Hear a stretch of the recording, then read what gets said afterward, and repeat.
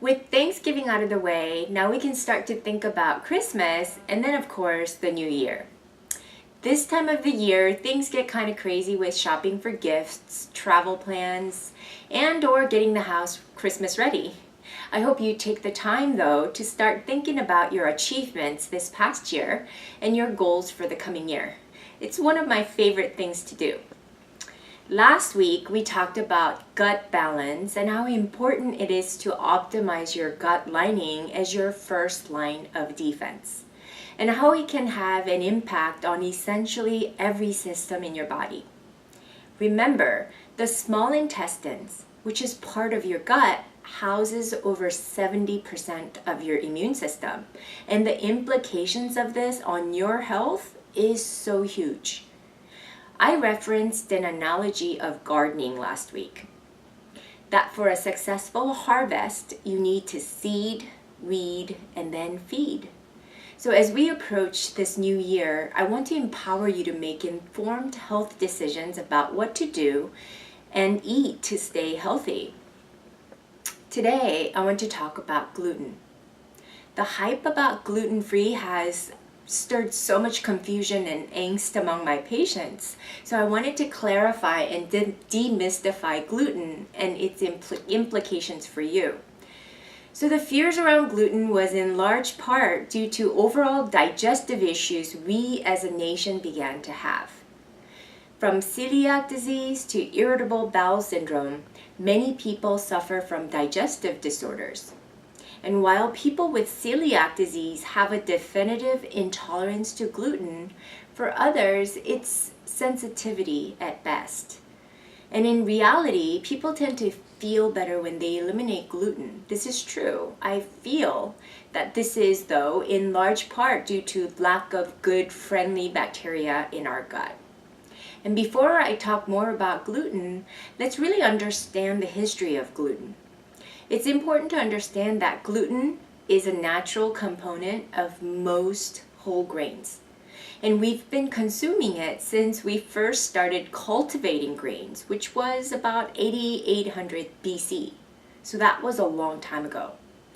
The use of wheat has evolved and its use expanded from the medieval times to the Industrial Revolution, making it much more demographically widespread.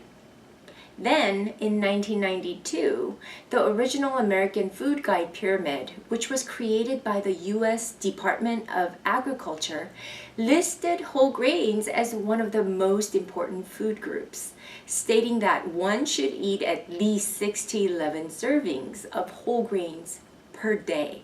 So at the same time, let's not forget that the fat-free diet was on the rise with artificial sweeteners, trans fatty acids, and high carbs in the form of processed grains were the common staple in our diets.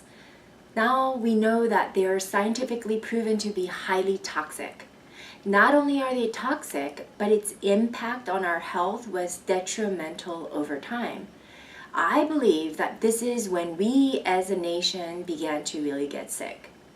So as the Americans began to consume more refined and processed grains, as the Food Guide Pyramid suggested for good health, incidence of gluten intolerance and its associated diseases, such as celiac disease and Crohn's disease and a host of other things, were also on the rise.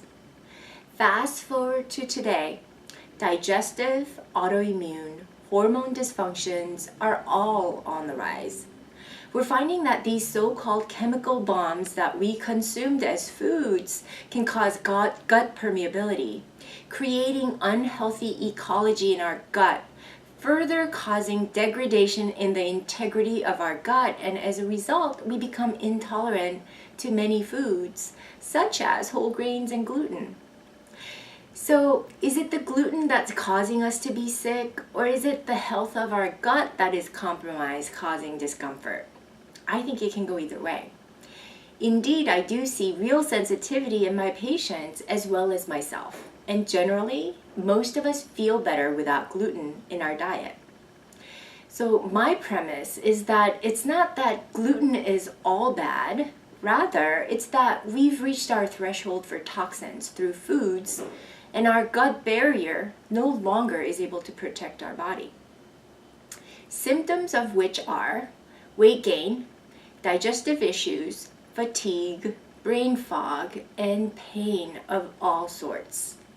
And yes, gluten-free is what I place my patients on when weeding to detoxify.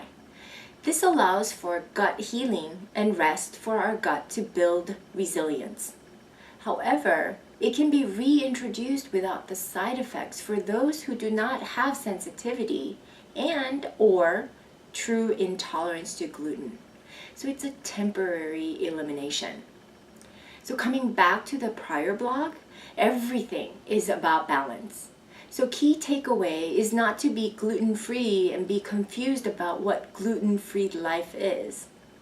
Rather, eliminate it for a while and heal your gut with good quality probiotics and allow your gut to build resiliency.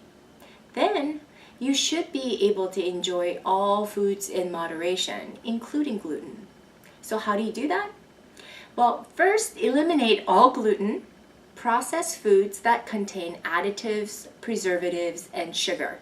Anything artificial is out. Carbonated beverages are out, dairy such as cheese, milk, and eggs, fatty meats, alcohol, yeast, and yes, caffeine. And add probiotics to build good friendly bacteria for your gut. And drink lots of water through the day and eat 40-30-30. So 40% vegetables, 30% protein, such as meats and fish, and fats, 30% fats, such as avocados, coconut oil, nuts, and seeds. Do this not forever, just for about 28 days. And I promise you'll feel much better, have more energy, you'll lose weight, and have a sharp mind. You can download our complete elimination guide here on my blog if you're reading it from here. At least now you know what gluten is and that it's not all bad. Knowledge is power, and with it, you can make informed choices on what's best for you. And be careful listening to everyone giving nutrition or health advice. Many times it'll just only confuse you. Thanks so much for joining me today, and as always, I encourage you to share and sign up for our newsletter on my website, conniejian.com. And if you want recommendations on good quality probiotics, go to this link for those watching this from YouTube. You can go to my website, alkalinewellness.com, under store, as I've done the research for you to gather sound research supplements that contain exactly what the label says it contains. We also welcome any comments, and thanks again. See you next time.